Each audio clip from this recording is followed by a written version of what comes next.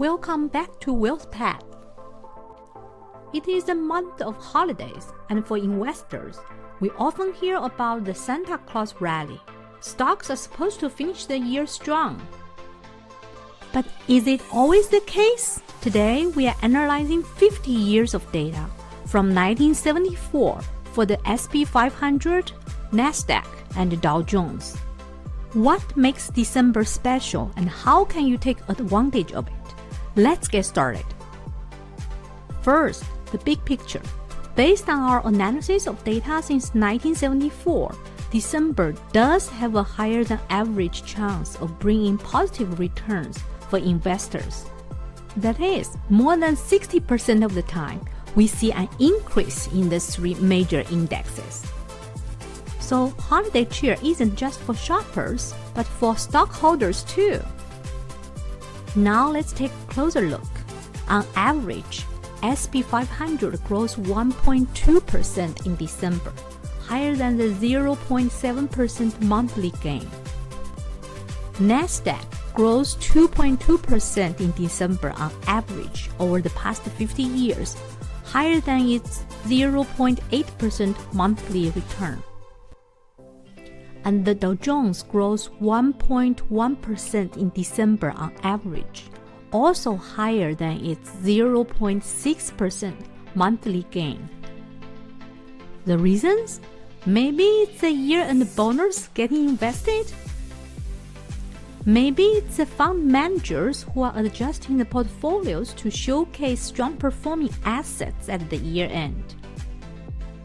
Or maybe it's viewers like you who are watching YouTube videos and are setting more money aside for investment for a brighter financial future.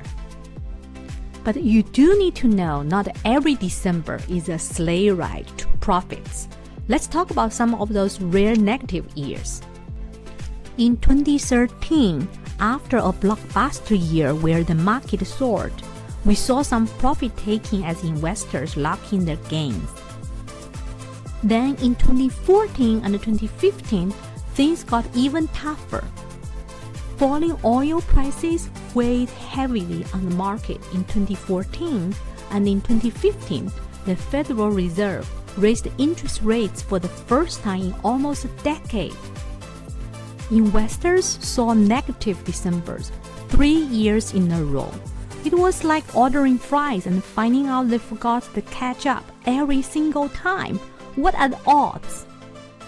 Now let's travel back all the way to Asian history to 1976 and 1977. We saw 2 negative Decembers in a row. This was during the presidential election year when Jimmy Carter won. The stock market struggled and continued its negative performance into the next year. The economy at the time was battling stagflation, a painful mix of high inflation and slow economic growth. Even Santa couldn't bring a rally to fix that one. So, what can we learn from this?